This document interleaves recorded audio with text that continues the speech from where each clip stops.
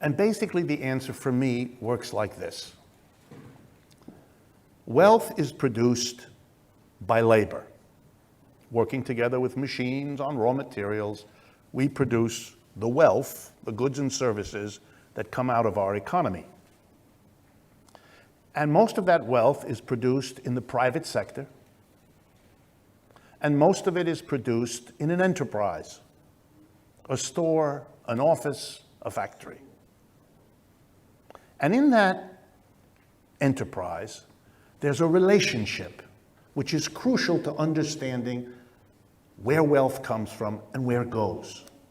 And that relationship is the founding relationship of a capitalist system. It's the relationship between the employer and the employee. The employer and the employee sit down and cut a deal. They do something. They agree on a job to be done, and they agree on a wage or a salary to be paid. And I want to focus you on that. It's not as simple as you might imagine. You sit down with your employer and you go over the details of the job you will do. The employer tells you where you will work, what you will produce, what technology you will use, what machines will be available, the pace at which you do it, the hours you're expected to arrive, and when you're done. And when all of that's agreed, you get to that delicate moment. How much am I going to get paid, you wonder. And a deal is struck there too. The deal, it's an exchange. You give your labor, your ability to work, and you get in exchange some money. And as I always do, I'll use a simple number. $20 an hour is the deal. At that moment, you must know, even though you may not have put it in these words in your own mind, you know something is true. You only get $20 an hour if the following is a reality.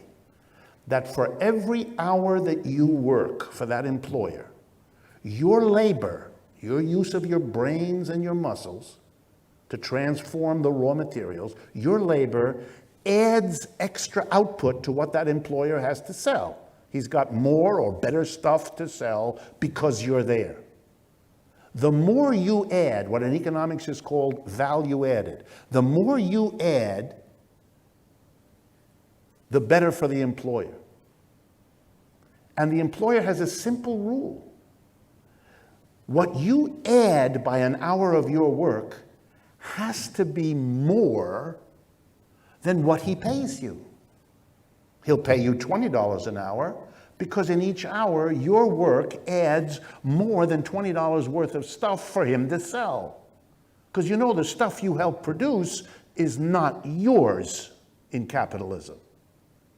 The stuff you produce is what you leave behind when you go home for the day. When it's 5 o'clock and the office closes and the store closes and the factory shuts, you go home, what you produced, what you helped to produce stays there. And sometimes some of you forget that. Take a little home with you. And then those people in the dark blue uniforms come and hit you with sticks and take you to jail because that's a crime. Your brains and your muscles go into production. You help to produce something that is instantaneously not yours. It belongs to the employer, who is intent upon selling it. He pays you $20 because your labor produces more than $20 for him when he comes to sell it. If that weren't the case, he wouldn't hire you. What would be the point? Give you $20, have you work an hour, you add $20 worth of stuff, which he then sells for the $20, which he's paid you. What's in it for him? Nothing. He really likes you, but he's not going to hire you if he doesn't get anything out of it. So he's not going to do it. At this point in my lectures, I always say something which my student audiences tremble. You probably won't. Here's the implication of what I just said. If you thought At any point in your life, proudly beating your own chest, I will never, you said to yourself, I will never work for anyone who doesn't pay me what I'm worth. You don't understand. You will never get paid what you're worth. That's not how the system works. You will always produce more than you're paid, because if you don't, you won't get the job in the first place. So you can pound on your chest all you want. This is the name of the game, Jack. In Marx's language, the worker always produces a surplus. That's where the idea comes from. It's this simple idea. The worker always produces more in value when he or she works than they get paid. That's how capitalism works. That's where the profit of enterprise arises. The capitalist pays the worker and gets back more. The capitalist buys inputs, machines, raw materials, but those just reappear in the output. The value he pays to buy them reappears as part of the value of the output. There's no extra there. The extra is labor, people working and producing wealth larger than what they get. No mystery here at all. But here's the implication. If the extra in every society is this more that all the workers produce, then the great question is, what do the employers do with all that more they get? They're the ones who get the surplus, the amount of output above and beyond what you need to pay all those workers who do the work. They've done the work, you've paid them what they demand, what they require, and you're left with a surplus, more than you shelled out. The profit, the growth of your capital. Wow. The question of the employer is, what do you do with it? What do they do with the surplus? And guess what, friends? That's where the inequality of capitalism begins. That's its origin. Of course, the employer could distribute the surplus to everybody equally. Wouldn't that be lovely? Then we wouldn't have inequality. He would distribute, he might even distribute it, this employer, a little more to those who get lower wage, a little less to those, equalize. Wow! This would be a guy who went to church and actually listened. But there aren't too many capitalists who do that. I mean, they go to church, they're listening. Something's, they have a Walkman in there or something. They can't hear. They don't process it. So guess what? This shouldn't come as a major surprise, but for some of you it will. The capitalists who own the industries, the boards of directors whom they put in place to make all the decisions and keep these industries going, guess what they do with that surplus? They give a disproportionate amount of it to themselves. What a shocker. The people on the board of J.P. Morgan Chase during 2013 had to pay many billions of dollars to both the United States and other governments for activities that were either illegal, ethical, unethical, or both. That's what they had to do. Because their bank, run by a man named Jamie Dimon, did a whole lot of really crooked things for which they got caught and had to pay fines, huge fines. The board of directors looked at this behavior of their chief executive and gave him a $20 million bonus in 2013. They grasped something, which is, we're the employers, we get the surplus, we decide who gets that surplus, we distribute it. That's where wealth comes from in capitalism. It doesn't come from the really good basketball player or the beautiful actress. Do they get high incomes? Sure they do. but they are few and far between. The basis of wealth is the distribution of the surplus.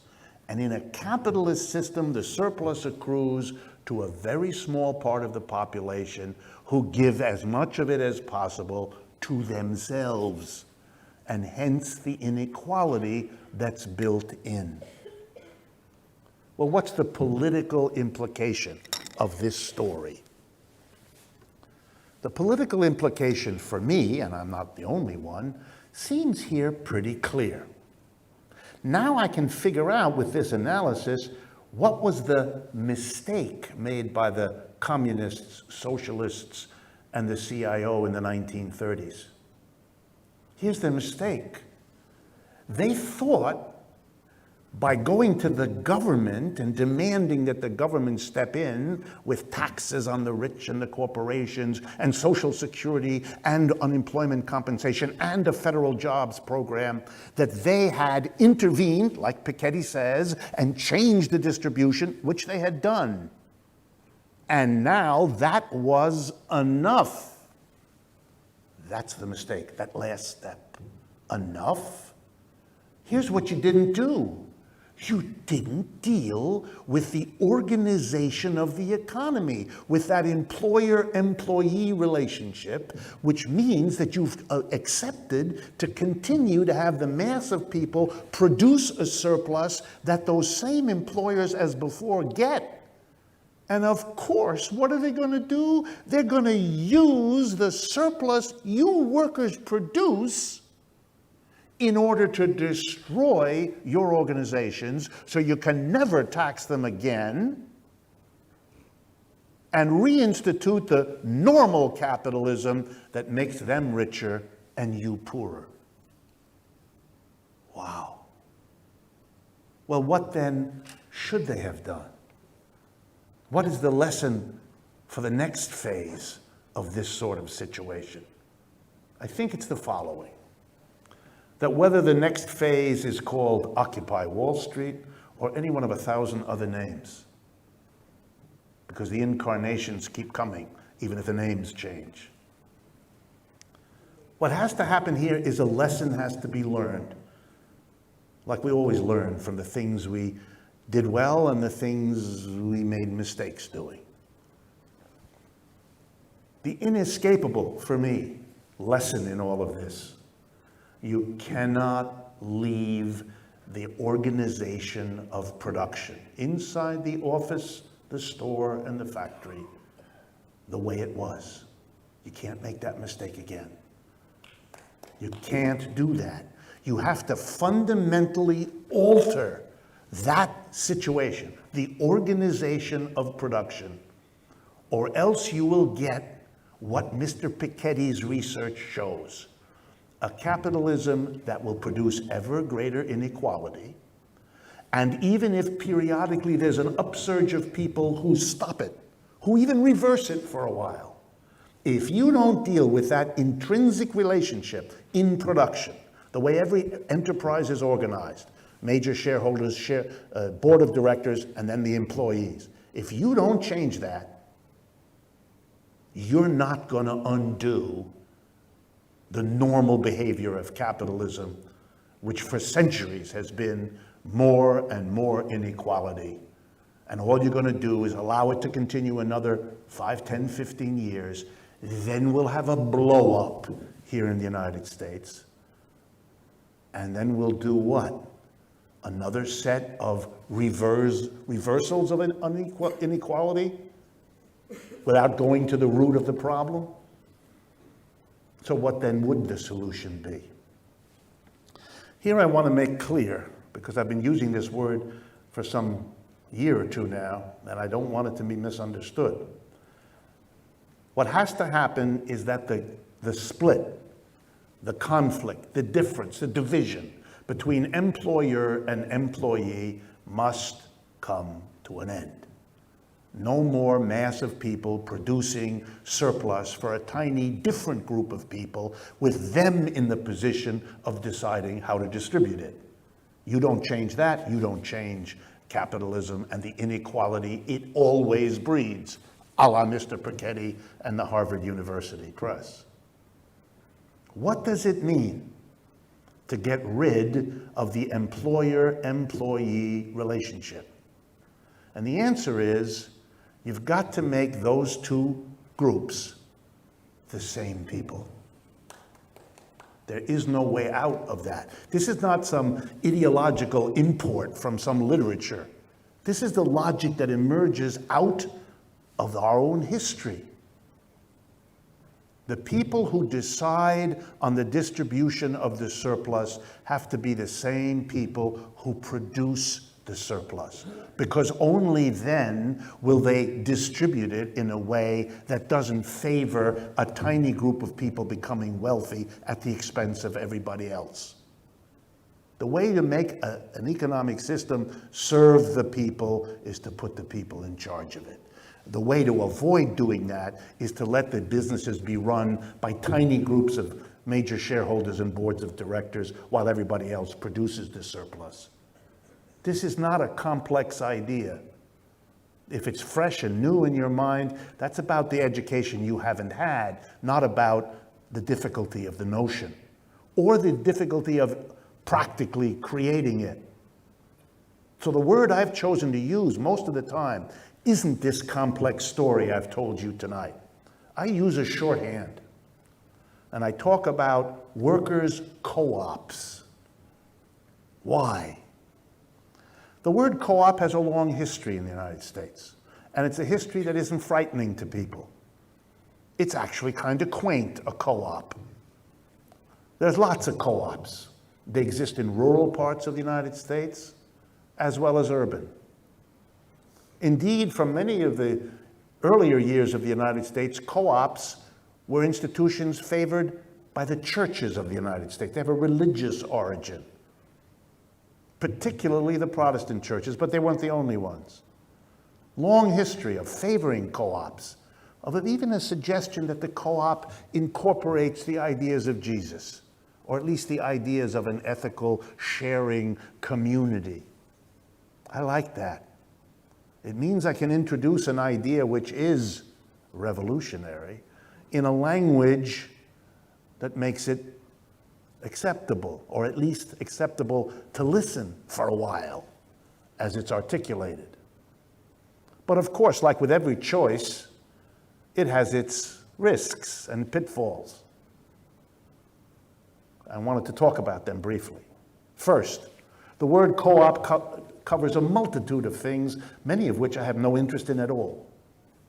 So, for example, I think it is charming that the folks in Brooklyn have a food co-op, a place where they can get together and as a group buy groceries, which then they can more cheaply acquire individually because they bought them as a group. Seems to me a fine idea. I would support it, but it has nothing to do with what I just told you. There's a completely different activity. I like it that farmers in some places get together and pool their output and sell it as a block. If you ever study the wine industry, you'll know that the people who produce grapes get together in co-ops, particularly in France, Italy, and other wine-growing countries, to market their grapes collectively because they can do better as farmers that way. Is that a nice thing? Is that a good co-op? Sure, I mean, I like it. Fine. It's got nothing to do with what I just said, because it's not about overcoming the relationship between the producer of wealth and the appropriator of it in production. That's why the term worker co-op or producer co-op or worker self-directed enterprise, these kinds of terms are precise and particular and talk about this crucial question of overcoming the dichotomy, the tension, the division between the producers and the appropriators of the surplus. A surplus whose distribution determines the equality or inequality any society has. If you don't change that, every other effort to fundamentally alter the distribution of wealth and income has either failed to achieve that goal, which is most of the time, or failed to preserve whatever progress it did achieve. That's what happened in the 1930s. That's why we're back now to the distributions of income before the 1930s ever happened. All that history erased. The people who produce the surplus have to be the ones who get it into their hands and decide what to do with it. Instead of an employer-employee relationship, the workers who do the work come together as a community to appropriate their own surplus. Since the idea that the workers as a community appropriate the surplus, become their own employers, receive their own surplus, and decide as a community what to do with it. Let me leave you with two thoughts about what that means. First, it explains why Marx, who figured a lot of this out, called that arrangement in which the workers become their own bosses, the workers as a community receive the surplus they produce as individuals, why he called this community appropriation of the surplus communism. Because I have root of that term, commune, community, in common. The few times Marx wrote about communism, it never had the slightest thing to do with the government. It's not about what governments do or don't do, or whether they're even there.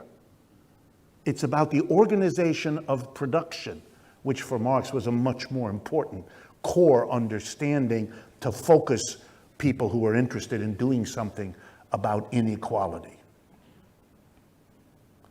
Do I need to explain inequality? Well, I thought I might. So I thought I'd conclude by bringing to your attention, in case you missed it last month, a new report by Oxfam, which has gotten a lot of play. They wrote a report on wealth and its distribution in the world. And the report is titled, Working for the Few. Working for the Few. You can look it up and read it. And I'm going to mention just 2 or 3 facts from this Oxfam report. The combined wealth of the world's richest 85 individuals, 85 people, the combined wealth of the world's richest 85 people is now equivalent to the wealth owned by half of the world's population, 3.5 billion people. The 3.5 billion poorest, the poorest half of the world, together have as much wealth as the 85 richest people. That is an indictment of the capitalism of the last 3 centuries that has produced that result. How could you possibly justify, with what ethical rule or principle or imperative could you justify it? Second fact from the same report. Last year, 2013, 210 people became billionaires, joining a select group of 1,426 individuals who already were billionaires. Their combined wealth of this now 1,600 roughly people is $5.4 trillion. Okay? Last statistic. The richest 1%, notice how this argument about the 1% that was made popular by the Occupy Wall Street movement was so profound, not just so effective, but without kind of knowing it, touched so many fundamental realities. So here's Oxfam. The wealth of the richest 1% of the people now amounts to $110 trillion, or 65 times the total wealth of the bottom half of the world's population. Okay? The richest 1% have a total wealth 65 times larger than the total wealth of 3.5 billion, the poor half of the world's population. This is an economic system whose level of inequality is completely and utterly out of control. The UN declared during the last 2 months since we were last together that it's devoting a huge campaign, which it calls the toilet campaign. Why the toilet campaign? Because it turns out that something on the order of a quarter of the world's population doesn't have toilets yet, not running water toilets, therefore suffering all kinds of diseases and rates of death that are terrible because you don't have that kind of sanitation. What kind of an economic system is this? How could you possibly justify this kind of inequality? It makes ancient Egyptian pharaohs, gotta get my geography right, look like amateurs. What is going on here? And here in the United States, the statistics are comparable. Okay, it's the end of my time, but there is one more thing that came up over the last 2 months that I just have to comment on because it is so outrageous. Argument. Manufacturing is coming back to the United States.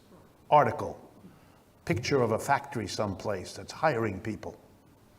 Look at that. Manufacturing in the United States growing. Are there some places where manufacturing is growing here in the United States? Of course. There always are. But manufacturing is on a 50-year decline. And that decline isn't about to be and hasn't been in any way fundamentally changed. And the reason it isn't changed is that same inequality we've just been talking about. You cannot have countries in which income is the level of the United States and countries in which that other half of the human race lives. Once you have the technology to move back and forth between these areas quickly in a matter of hours, and once you have the electronic communication means to control production and to observe production at a long distance. The minute that happens, employers, being who they are, will leave the area where the wages are high and go to the areas where the wages are low. They've been doing it for 30 and 40 years.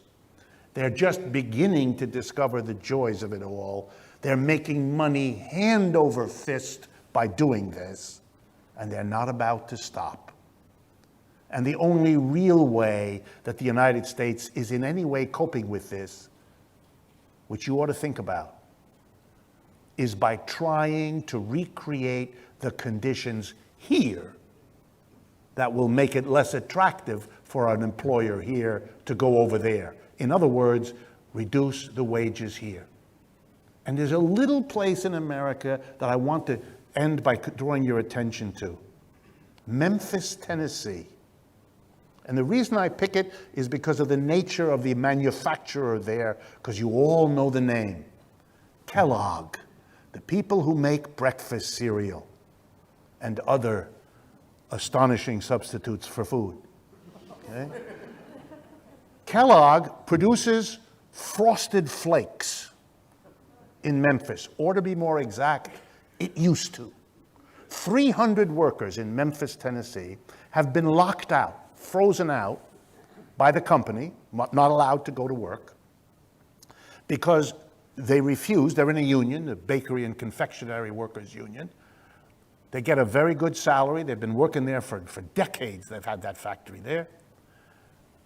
But the company doesn't want to pay the salaries it used to, wants to bring in temporary workers, wants to push production into Mexico, which is now, of course, much cheaper to do that.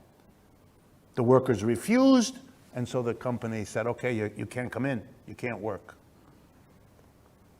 And the company is basically saying, simple, either you accept enormous cuts in your wages, in your benefits to be more and more like Mexico, or you have no job at all, and we will move all production to Mexico.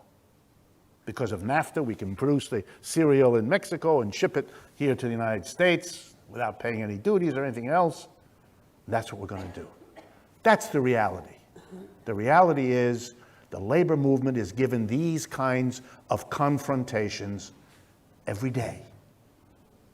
And labor doesn't know how to deal with it, and so tries to cut the best half-baked measure, cut us a little less than you had planned.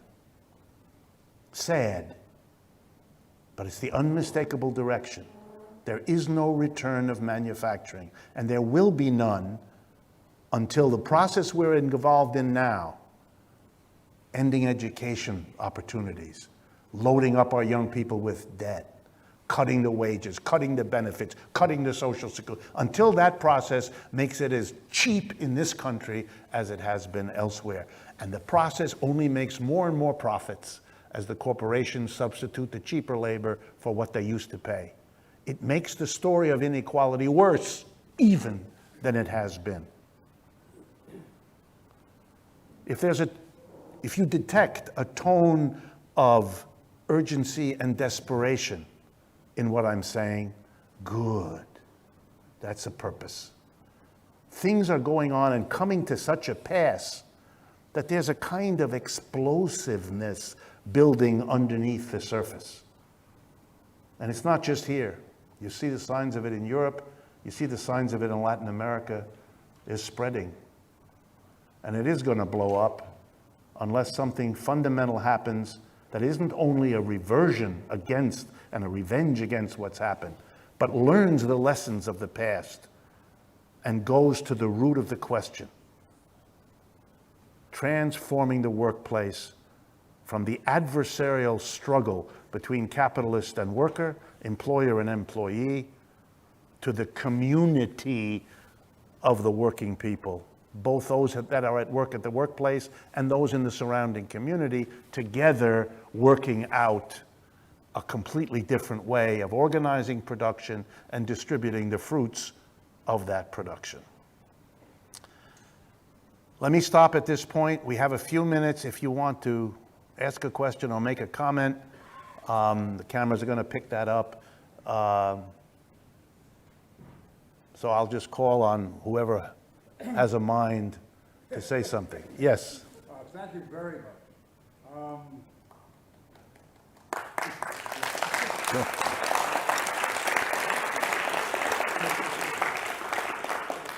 It's extremely rewarding to hear the context in which you put everything. But when you mentioned Tennessee, I believe I read that Volkswagen had made an arrangement to manufacture non-union cars in Tennessee, and the government, the mayor and the governor wanted non-union because that is the only way they feel it can be kept competitive. Okay, that's one aspect. When you said Kellogg's, I thought Volkswagen. Well, can I comment on that? Because it's a little different than that. What you have, it's a very important story. Volkswagen has been producing cars in Tennessee for quite a while, and in a non-union. It's not a unionized factory. Volkswagen has been doing very well, as it has been as a global car company. It's very successful. The United Auto Workers, which has been trying desperately for a long time to organize the automobile plants that used to be UAW when they were in Detroit, moved south to get cheaper workers that weren't in unions, and so they closed the factories in Detroit, which is why Detroit looks like a ghost town if you go there, and has all those empty factories growing weeds in the parking lot, because they all moved to the south and then they moved out of the country. So Volkswagen, coming in from Europe, never went to Detroit, set it up in Tennessee, doing fine. The UAW had a brilliant idea. In Europe, Volkswagen is unionized all over Germany. Couldn't do anything in Germany if you weren't in a union. So long ago, Volkswagen worked out a way to deal with its unions. and they have what are called worker councils. And deals are worked out between the management and the workers. And those have worked very well for Volkswagen. The unions like them, the company likes them. Volkswagen has worked with them. So when the United Auto Workers came to Volkswagen, it's very interesting. Volkswagen said, okay, we know how to work with unions. We'll work with you here. We'll work with you. We actually think we get benefits out of working with unions, so it's fine. So an election was arranged because the US law applies. So you have to have an election. I believe it's this week, the election in the factory. And the workers will decide, yes, we want to be represented by the UAW, or no, we don't, with the unusual following arrangement, which is your question. The management of Volkswagen has told the workers, yes, vote for the union, fine, no problem. Nobody will be harassed about it, nobody will be fired about it, we're in favor of it, do it. So the workers were bid, at which point people not involved in Volkswagen, mayors, governor of the state of Tennessee, began an immense campaign to stop this, trying to get the workers not to vote for the UAW. And over the last 3 days, because they're losing their struggle, they threatened to withdraw from Volkswagen the subsidies given by the state of Tennessee and the city of Memphis, which is normal practice to bring a company into your area, you give them big subsidies. They're going to take the subsidies away. And they make this really weird argument, we're concerned about competitiveness. Hello, the company, which will live or die if it's competitive, is happy to have a union. You, who don't make cars, are worried about what are you talking about, you moron? You're nuts. So what is the explanation? The explanation is political and economic. Economic, because the arrival of a fairly powerful union with a long history, like the United Auto Workers, with a real base in Tennessee, that means other union efforts are going to be happening in other enterprises, and they don't want that. They're vulnerable. They don't have Volkswagen's mentality, they don't have Volkswagen's history, and they don't have Volkswagen's money. So they're very worried. But even more important, if the UAW establishes it is part of the Democratic Party. It works with the Democratic Party, it funds the Democratic Party. And the politicians in Tennessee are Republicans, and they don't want it. So you have this bizarre situation that a corporation and the union agree on establishing the union, and the local politicos responding to other enterprises and to their own political careers are trying to stop it. Weird, but a function of this country. Yeah. I want to talk about new technology and entrepreneurism. When Apple first started, all the employees were made owners of the company in a sort, and many of them reaped great benefit from that. What is the intervention that happens that stops that kind of idea among all these new entrepreneurs? Good question. So let's go through it real quick. Imagine a group of workers, and we have them in America all the time, who quit their jobs. I'll tell you a story. I gave a talk not so long ago in Silicon Valley, around San Jose in the Bay Area there, for those of you who know the area. It's a center of a lot of high-tech industry. And the people I was talking to were a group of producers who had all quit their jobs. They were engineers who earned $200,000–300,000 a year, software engineers. And they had quit jobs at IBM and Cisco and all those big companies. And they now gathered together in groups of 10, 20, 30, people of all ages, and they took their laptops and they gathered in somebody's garage or somebody's barn. And they had a rule. We're going to set up our own company. We're not going to have to wear ties and jackets, the men said, or appropriate ladies' outfits that we had to wear when we worked in that big company. We're not going to have some jerk supervisor telling us what to do who doesn't understand what software is. We're not going to be told we have to act a certain way, that we have to drive a certain car, all of which is quite normal in that area. We want to come to work with a Hawaiian shirt and Bermuda shorts. We want to bring our child, our toddler, our dog, and our Frisbee. We would like to also come high as a kite. This is what we want. We can't do that at Cisco, but here, in this barn, or in this garage, we can do all of that. And they are full of stories of how now that they're their own boss, that there is no hierarchy among them. That's how they talk. We're all the same. Monday through Thursday, we come and we work on our software project. Friday, we come and we sit around all day and have meetings where we decide what to produce, how to produce, where to produce, and what to do with the profits we all helped to create. And I listened to them and I was polite. And they used the term entrepreneurial innovation. I said, fine. That's what you want to call it.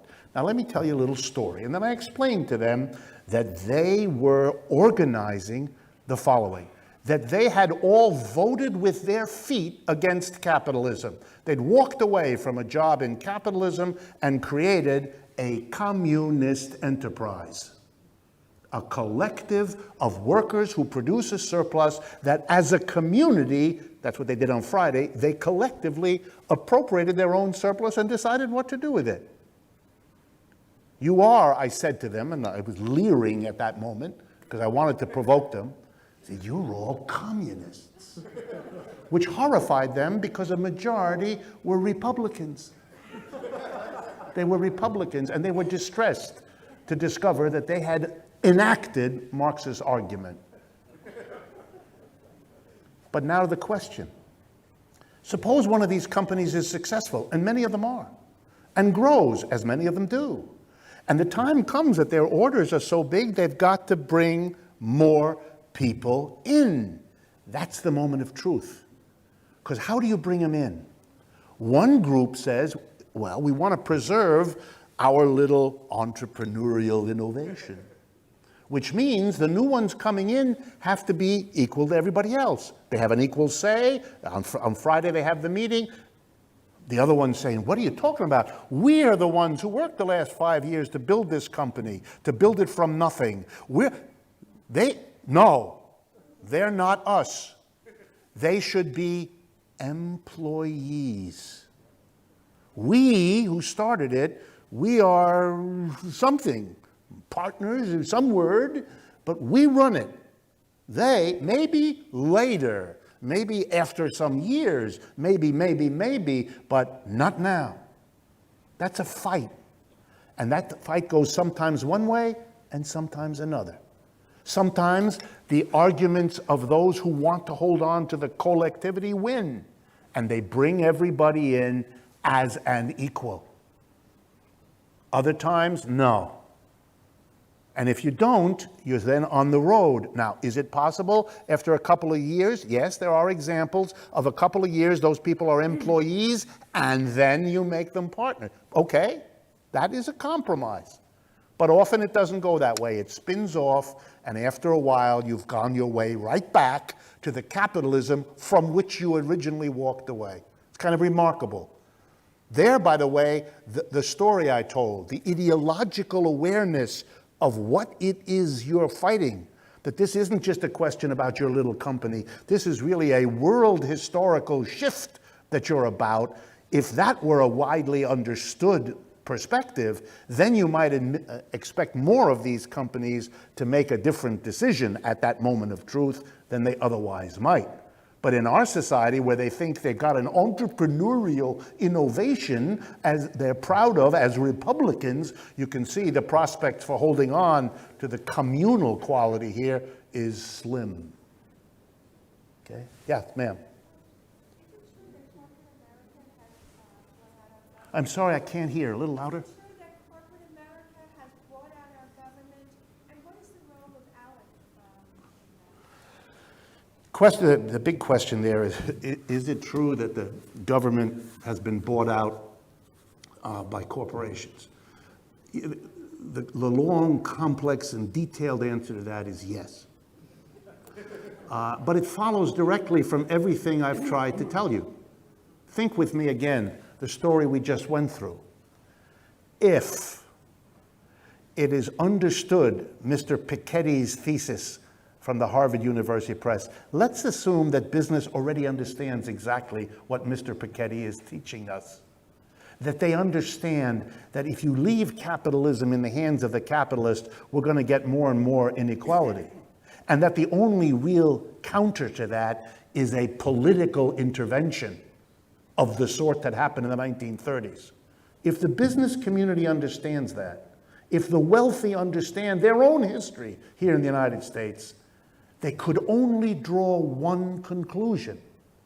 We must do everything in our power to block and preclude the political system from being used to do what Mr. Piketty shows it sometimes can do.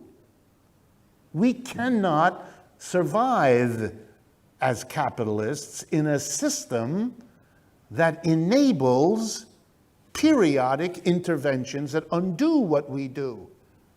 And one of the reasons we can't is there then might be people with the mentality I'm trying so hard to inculcate here that understand what the next step is, because they get it too.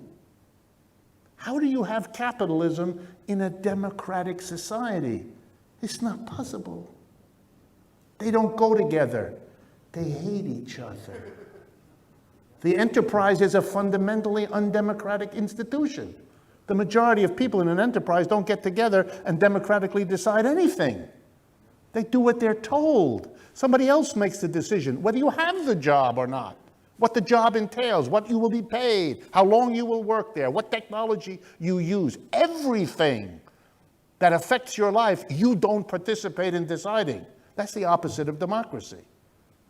Not only that, the more unequal the society becomes as capitalism proceeds, the more, and that's what we're living through right now, the more the mass of people begin, as they slowly understand what's happening to them. Their kid has too many debts and can't get through school. Their children can't have a child because the financial situation makes it impossible. Their job is insecure. Their benefits are disappearing. Social Security won't be there when they need it, on and on and on. The more people get it, the more they're going to find their way to the only offset. What people in a democratic society like ours, even with the limited democracy we have, what we have is the right to vote. And they're the majority are the people and the workers. And sooner or later they're going to figure out, we might use the political arena where we are the majority to undo the economic system because it produces an inequality we don't want. Even if the people haven't figured it out, the people who run this society have. And so they have understood you damn well better control the politics or it threatens to undo what you have accomplished in the economy. So, of course, they buy the political system because that's what they don't have the troops, they don't have the people, so they have the money. So they make politics dependent on money, which is where they're relatively strong and the mass of people relatively weak, especially if the mass of people are not organized, which is what they got rid of after World War II in the way I told you. You need to keep the people unorganized and the politics dependent on money. But that's not an accident, or that's not about the evil Koch brothers. Stop. This is a structure built in to this system.